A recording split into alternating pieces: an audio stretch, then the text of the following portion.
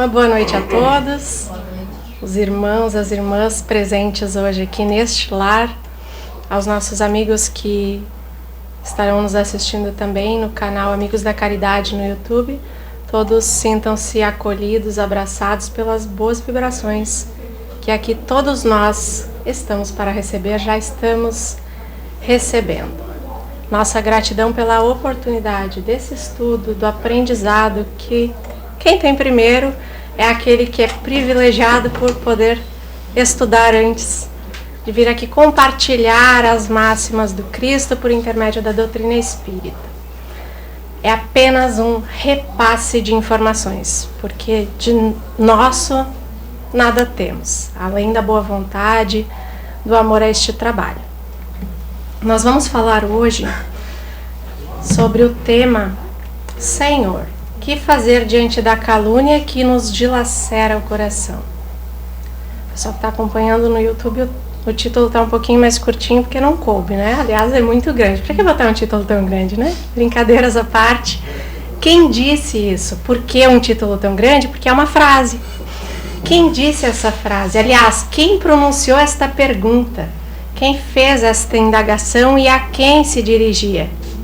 Senhor, que fazer diante da calúnia que nos dilacera o coração? Foi um João. Tem algum João presente aqui? Não? É um nome comum, né? Não temos. Mas foi um João que viveu a época de Cristo, mais jovem que ele, na carne. Não foi seu primo, João Batista, que é um pouquinho mais velhinho, mas João, o apóstolo, também o evangelista, mais conhecido como o discípulo amado. E quando nós falamos em o discípulo amado, não é porque João fosse dos apóstolos do Cristo, dos 12 apóstolos, ele fosse de alguma forma especial em relação aos outros, mas porque desde sempre apresentou muito amor em tudo o que fez. E um jovem, naquela época, era muito difícil encontrarmos. João trabalhava como pescador com Tiago, provavelmente numa parceria com Pedro e André, e era jovem, tinha em torno de 24 anos. Enquanto que a maioria já passava dos 40 anos, a maioria dos apóstolos. Jesus também um pouco mais jovem, mas também mais velho que João. Então ele era o xodozinho, né? Mas não por isso menos maduro do que os outros. E quando nós falamos em maturidade, estamos falando em maturidade espiritual. A forma como nós encaramos os obstáculos pelos quais nós vamos passar para atingir a finalidade a qual nos propomos. No caso dos apóstolos, entender a mensagem cristã, praticar e divulgar todas as bênçãos que ela comporta. E João, o apóstolo, que também é evangelista, nem todos os apóstolos foram evangelistas, né? Nem todos eles escreveram evangelhos, foram apenas 4, João, Marcos, Lucas e Mateus. Dos apóstolos, João foi um dos que escreveu o Evangelho de João. Ou seja, toda a história de algumas das passagens do Cristo, de algumas das citações do Cristo, transmitidas pela escrita de João. Ele faz essa pergunta de forma muito particular quando Jesus estava reunido na casa do Pedro, que aliás, Pedro era o que acolhia sempre o povo. Acho que a casa dele devia ser maior, porque não é possível, era sempre tudo na casa do Pedro, né? Mas quando não era na rua, né, para o grande público. Mas quando eram reuniões só com os apóstolos, a maioria delas eram na casa do Pedro. Talvez por Pedro ser o mais velho deles, né? Acho que contava questão hierárquica por idade. Mas é uma hipótese só, não temos nenhum estudo que comprove isso. E eles estavam falando todos, perguntando sobre Jesus, falando acerca das dificuldades de relacionamento entre as pessoas, aquelas com quem nós convivemos. E hoje, século XXI, nós não passamos por dificuldades de relacionamento, né? Isso é ultrapassada, essa pergunta, né? Claro que passamos, todos nós. ou seja, passavam por dificuldades de relacionamento, os discípulos à época de Jesus, os seus discípulos, os seus apóstolos, e passamos hoje igualmente nós por dificuldades de relacionamento, no trato com as pessoas, como lidar. Esse era o assunto da reunião na casa do Pedro naquele dia.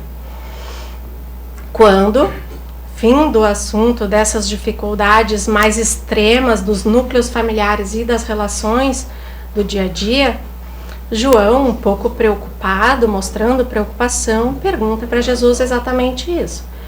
Senhor, que fazer diante da calúnia que nos dilacera o coração? A resposta de Jesus a João, claro que sempre, aquela ideia de Jesus sério, com senho franzido, ela não nos parece muito adequada diante de todas as narrativas que nós encontramos do Mestre, e aduziu sorrindo, e respondeu com olhar sereno, e sorrindo falou. É sempre assim. Então Jesus também sorrindo de maneira serena, cordial, demonstrando empatia por aquele que pergunta, olha para Pedro e responde: ora pelaquele que calunia, tem piedade do que calunia e trabalha pelo bem de todos. Orar e ter piedade daquele que mente e trabalhar pelo bem de todos. Porque o amor desfaz as trevas do mal e o trabalho dignifica e desfaz a ideia destruidora. Essa a mensagem do Cristo, dirigida a um João que se refere a todos nós, quando nos fazemos esse tipo de questionamento ou quando questionamos a Deus sobre o que fazer. A calúnia, no sentido mais simples, que nós estamos acostumados de forma usual, nada mais é do que uma mentira que se conta com a intenção de ferir o outro, de maldizer, de destacar os defeitos alheios. Nem sempre com a intenção de nos exaltar, apenas pelo prazer da maldade. Característica natural de todos nós, seres imperfeitos encarnados neste plano. É da natureza humana contar mentiras, não fosse isso não teríamos estudos, faculdades específicas, cursos específicos para estudar o comportamento humano à face da mentira. E estamos falando neste sentido da calúnia. Não estamos falando no sentido jurídico, que é falar sobre alguém, falar publicamente que alguém cometeu um crime, independente dessa pessoa ter cometido ou não. Mas na suposição de haver sido cometido o crime, falar que a pessoa cometeu aquele crime. Juridicamente, de uma maneira muito grosseira, não nos aprofundando em termos legais, mas é isso. Não é esse o nosso foco do assunto, embora isto esteja inserido no contexto. Estamos falando da mentira contada sem a intenção de ajudar aquele que é o alvo da mentira. Ah, como assim ajudar? Não, se eu estou falando, se eu estou mentindo, eu estou errado. Eu não estou ajudando ninguém. Só é válido falar do outro quando eu falo para o outro. Olha, fulano, você fez isso, isso e aquilo, e isso é prejudicial para você, para mim, para fulano, beltrano e cicrano. O ideal é que não se faça mais. Se a minha intenção é ajudar, eu vou falar com a pessoa. Eu não vou lá chegar no... Oi, fulaninho, do lado aqui e dizer: olha, tu viu que o fulano falou da beltrana? E é sempre nesse tom. Olha, tu viu que... Nós mudamos o tom de voz.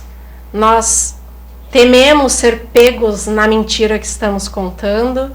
Mas para aquela pessoa que estamos contando, esperamos que ela acredite em nós.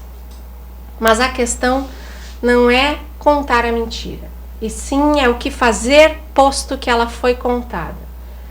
posto que nós fomos colocados em situação humilhante, degradante, qual deve ser a postura do cristão diante da calúnia recebida, diante da calúnia ouvida, diante da calúnia dissipada sobre si? A resposta do mestre pode ser desmembrada e ficarmos horas falando apenas sobre tem piedade do caluniador e trabalha pelo bem de todos, porque o amor desfaz as trevas do mal e o trabalho acaba com toda a ideia desrespeitosa. Se eu entendo que aquele que mente traz em si chagas morais, feridas morais, que fazem com que ele precise falar mal de alguém ou mentir para se sentir melhor, eu estou numa condição, neste ponto, superior do ponto de vista moral, de entendimento. Então é justamente por isso que eu preciso não só ter piedade daquele que mente, porque eu sei que ele está construindo a sua própria dificuldade. Quando falamos em doutrina espírita, todos nós sabemos que cada um de nós é um herdeiro de si mesmo.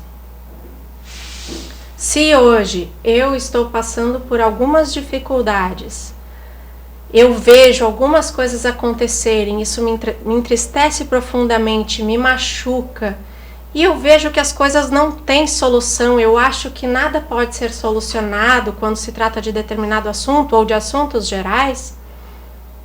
Se eu estou nesse momento de entendimento espiritual, é porque eu já tenho condições de perceber que as coisas precisam acontecer de outra forma.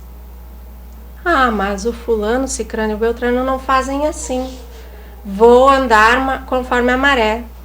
Vou nadar de acordo com a maré, para não ser prejudicado. O Cristo nadou conforme a maré? Jesus fez isso. Se nós espíritas temos ele por nosso modelo, por guia da humanidade, aquele protótipo de ser a ser seguido, de ente a ser seguido, nós devemos entender que não devemos andar conforme a maré. Ou seja, fazer o que todos fazem. Ah, mas todos mentem. Ah, mas ninguém se preocupa com o outro, por que eu vou me preocupar? Esse não deve ser, pelo menos, o pensamento do espírita que se diz cristão.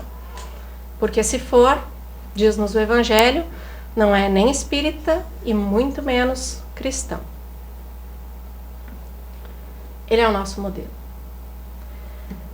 Tem um determinado momento que essa passagem que nós citamos, em que os apóstolos estão reunidos com Jesus na casa do Pedro e João faz essa pergunta a Jesus sobre a calúnia, está no livro Jesus no Lar, psicografado pelo médium Francisco Cândido Xavier, conhecido da maioria de nós, todas as literaturas psicografadas por ele, ditadas por espíritos diversos.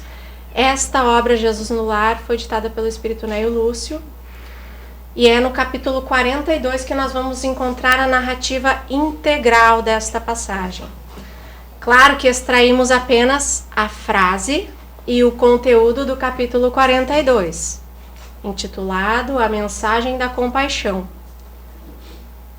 Por que um capítulo que fala sobre a calúnia, sobre como deve ser a nossa atitude a atitude do cristão em relação à calúnia, já vem intitulado A Mensagem da Compaixão? Isso está diretamente relacionado com a resposta que Jesus dá a João, quando João pergunta o que fazer diante da calúnia. Repetimos: tem piedade do caluniador e trabalha pelo bem de todos. Isso, de certa forma, sintetiza, resume a compaixão.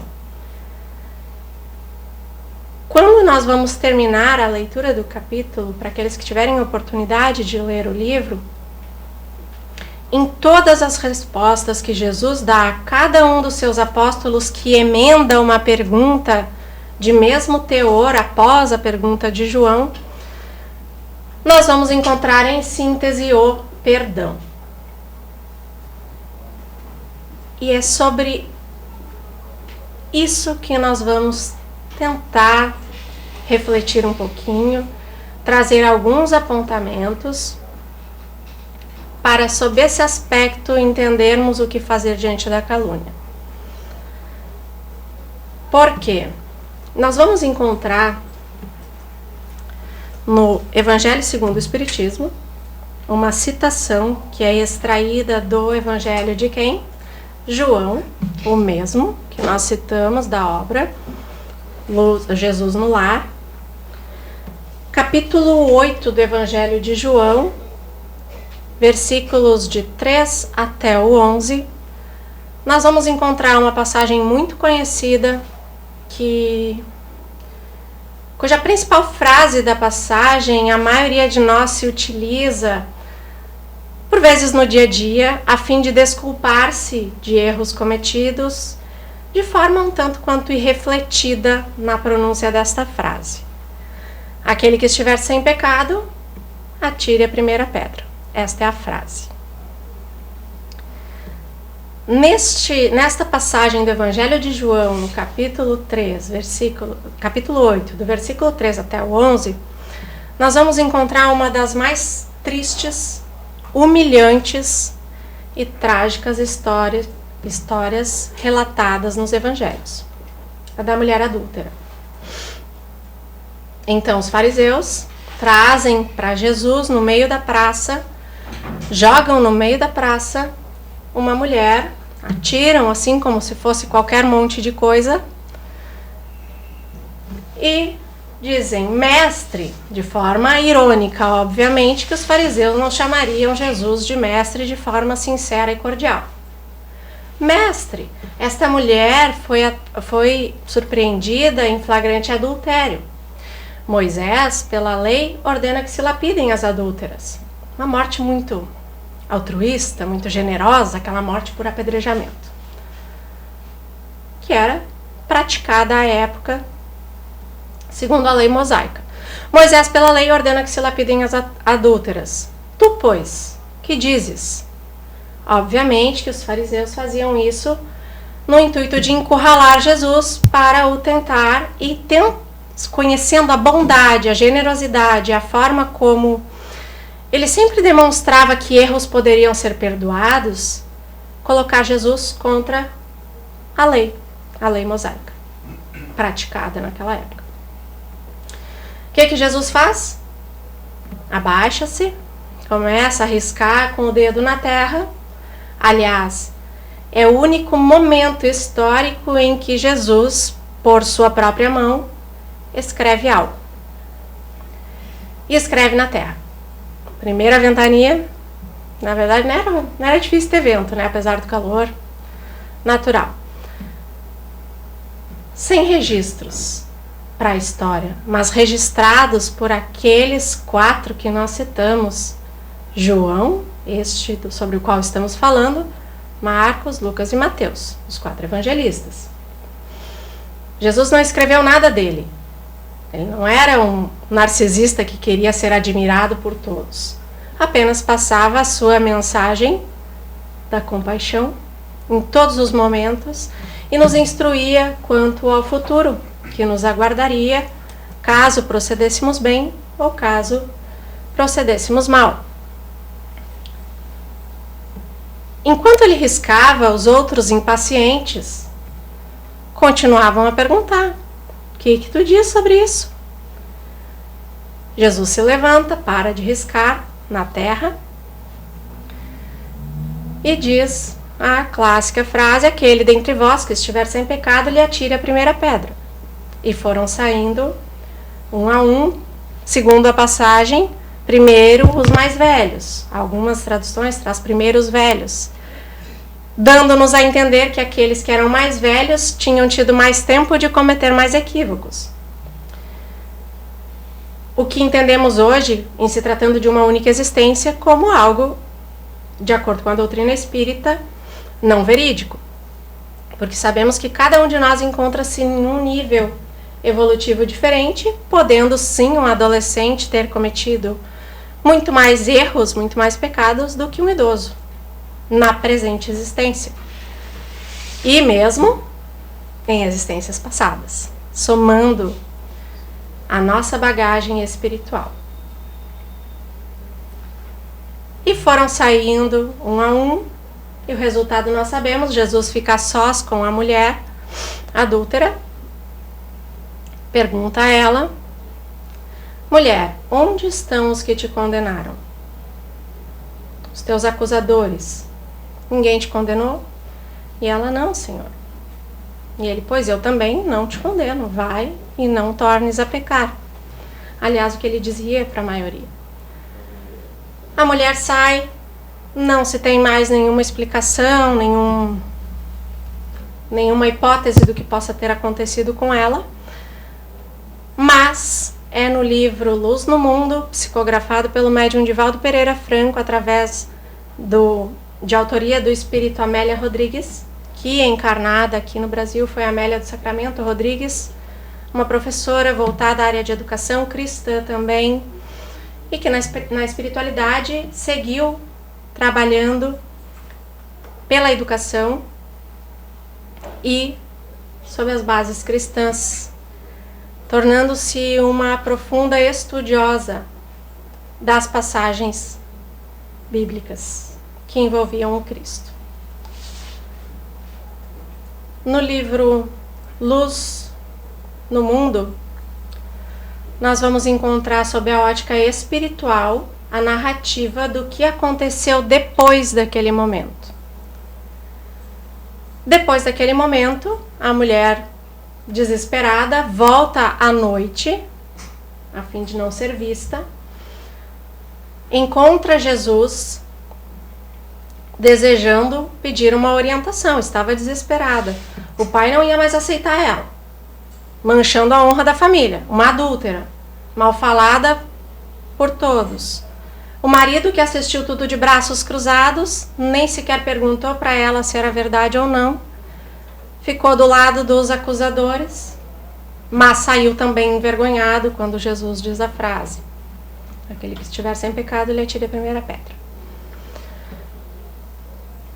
E Jesus acena para ela com horizontes de paz, mostra a possibilidade de um futuro reerguido através da piedade pelos seus acusadores e do trabalho pelo bem de todos.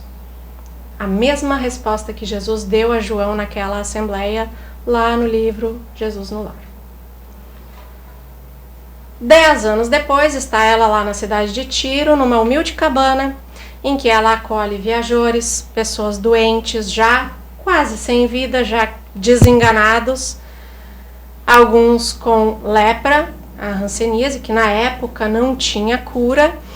As pessoas que portavam essa doença eram vistas como impuras e tinham que ser isoladas. Ela as recebia da mesma forma, cuidava das feridas, tratava, procurava baixar a febre, dava um caldinho reconfortante, um alimento, para que a pessoa se sentisse mais forte, revigorada. E após, quando percebia uma melhora, já falava sobre o que ela se propôs: divulgar a mensagem cristã. E entra um homem já quase sem vida. Ela faz o mesmo procedimento, cuida das feridas, dá o caldinho reconfortante e fala sobre a mensagem cristã. Quando ela termina a narrativa, o homem diz: por muito tempo eu odiei esse Nazareno. Eu odiei com todas as forças da minha alma esse Jesus. Porque ele, num infeliz episódio, absolveu em praça pública diante de todos, me humilhando, a mulher adúltera, minha esposa. E eu fiquei com aquela marca. E por muito tempo falei mal, odiei com todas as minhas forças.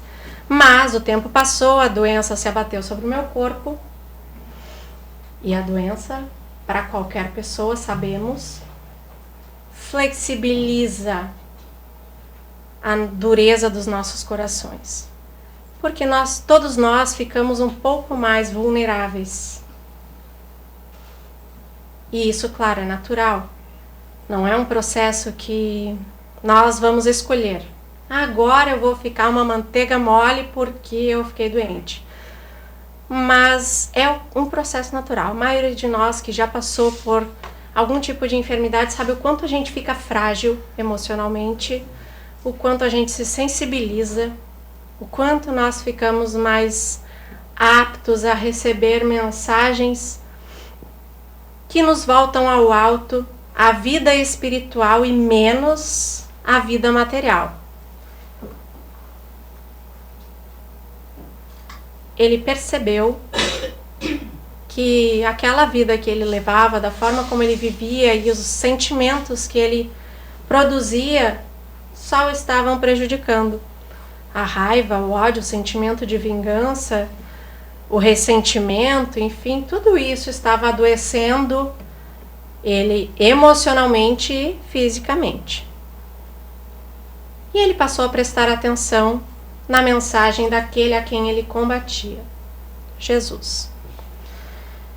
E se sentiu de alguma forma tocado pela mensagem e sentiu que ela o confortou diante das dores e da moléstia incurável que ele tinha.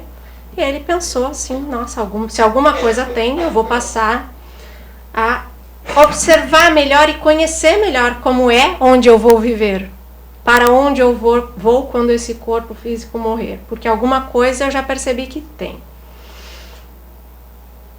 E desde então, diz ele, a mulher que o atende,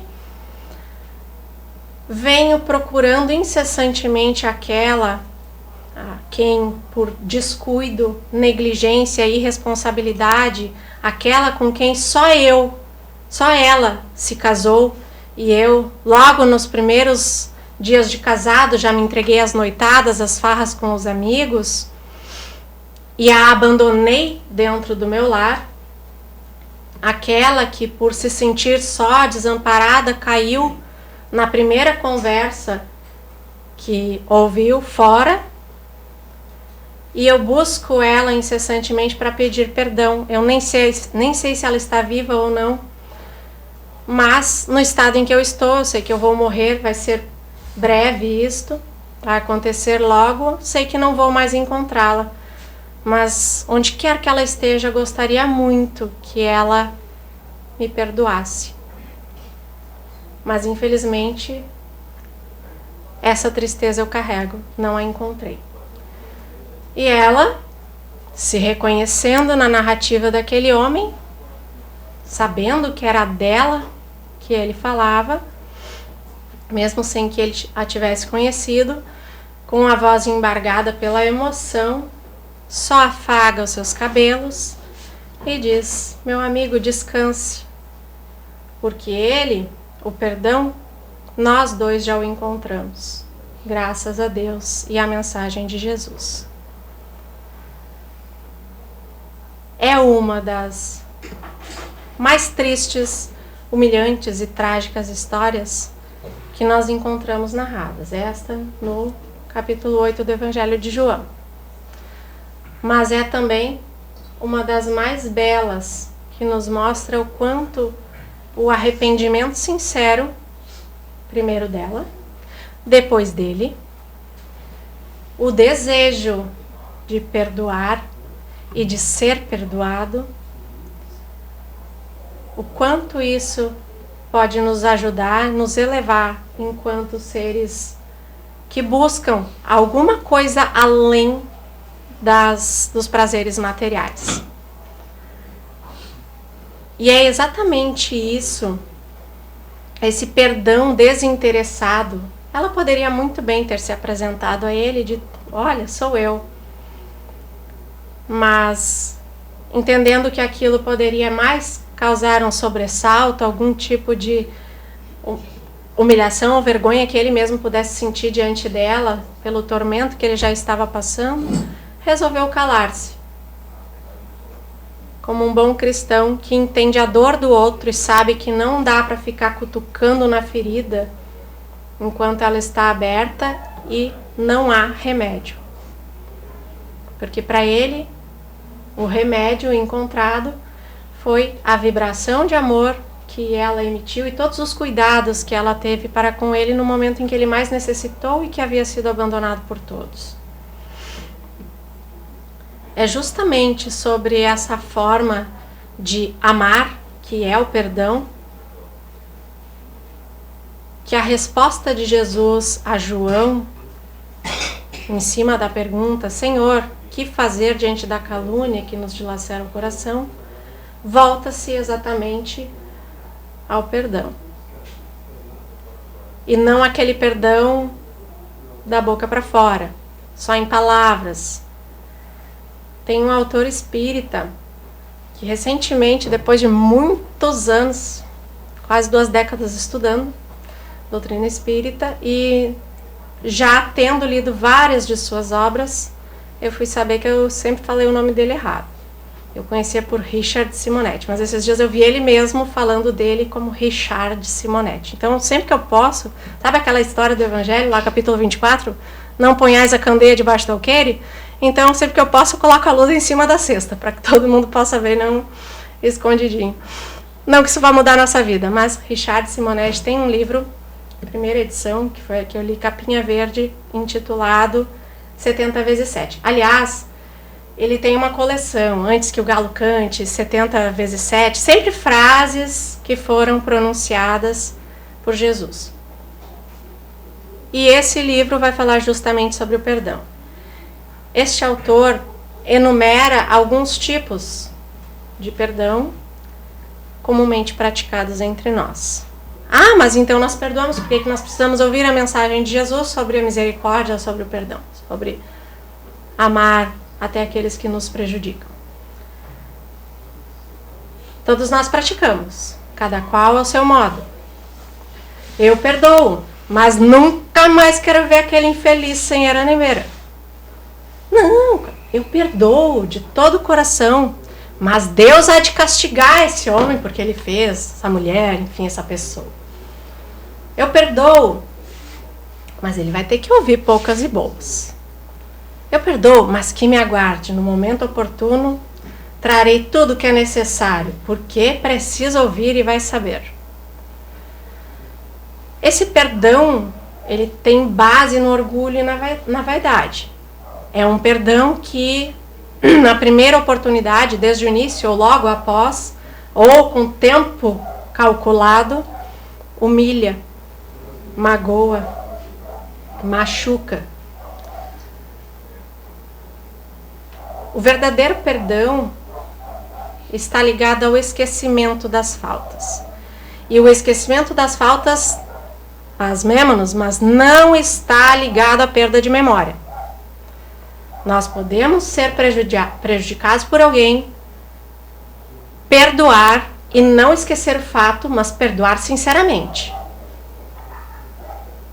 Não posso, mas o perdão é o esquecimento das ofensas. Sim, é o esquecimento das ofensas, mas vamos detalhar esse esquecimento das ofensas. Porque esquecer as ofensas não é deletar da mente que elas existiram. Que aí nós teríamos que perder a memória para que isso acontecesse. E a nossa memória normalmente é bem longa para coisas marcantes, sobretudo aquelas que nos machucaram.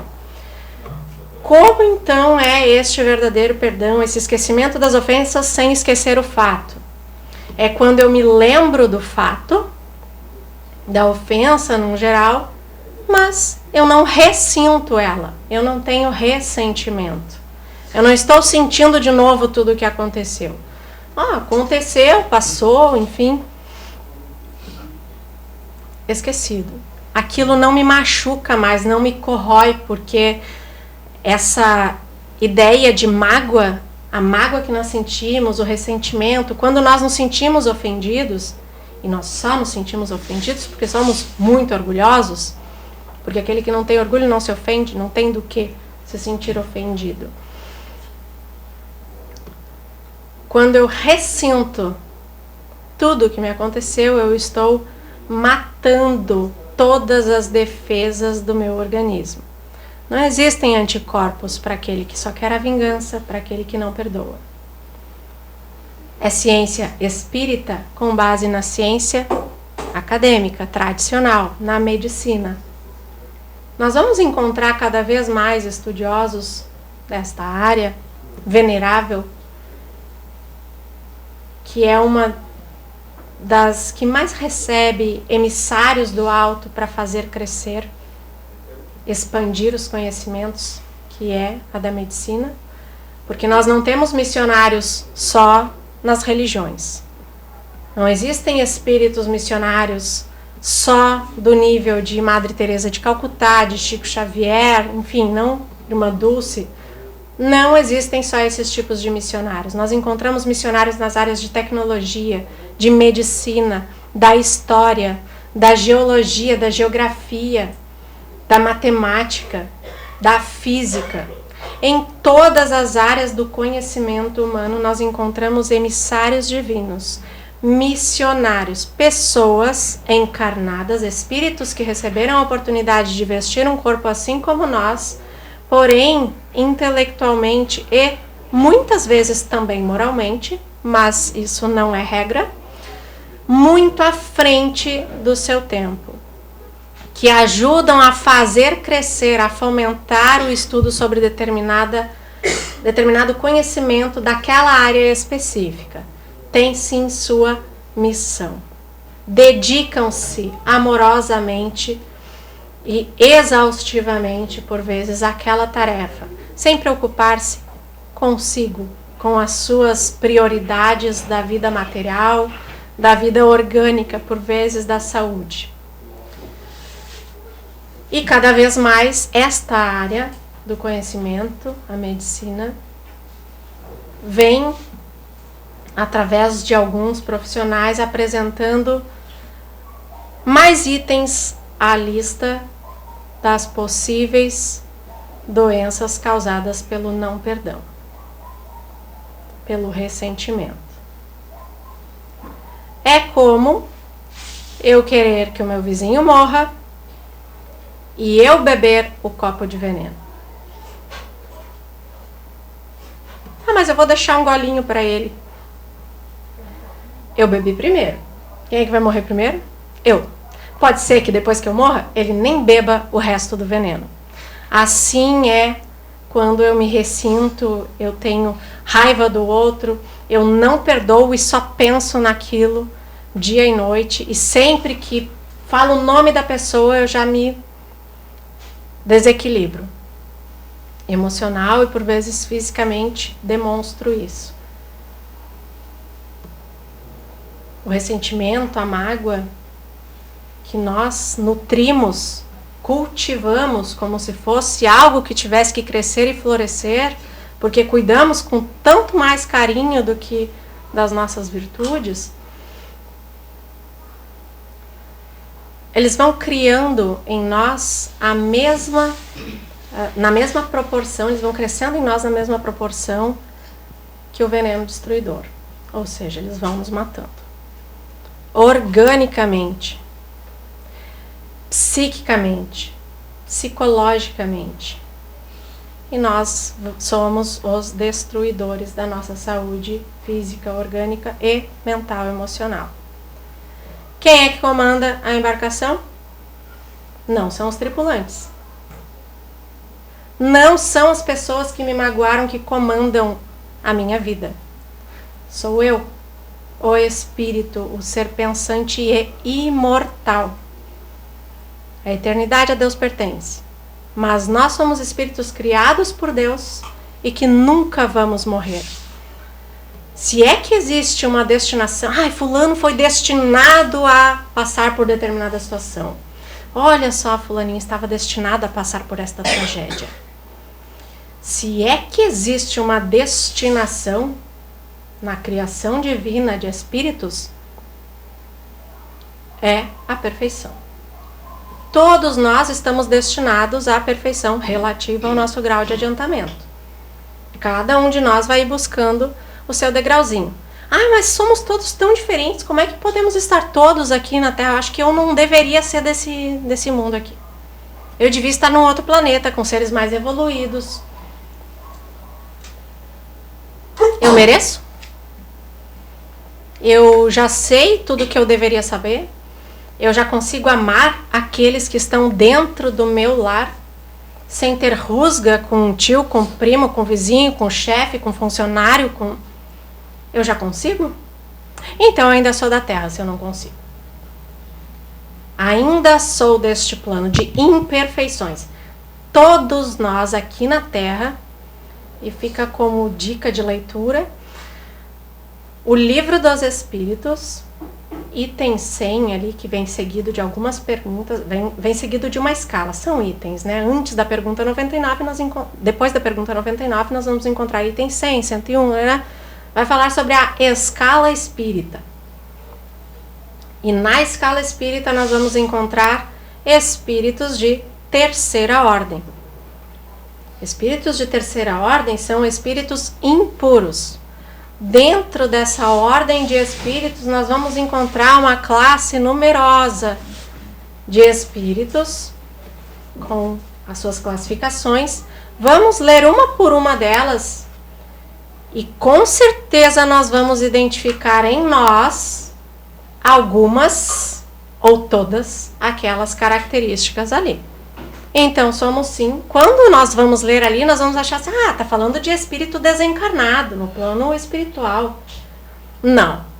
Está falando de espírito, não importa a condição, encarnado ou desencarnado, no plano físico ou no plano espiritual. É característica nossa.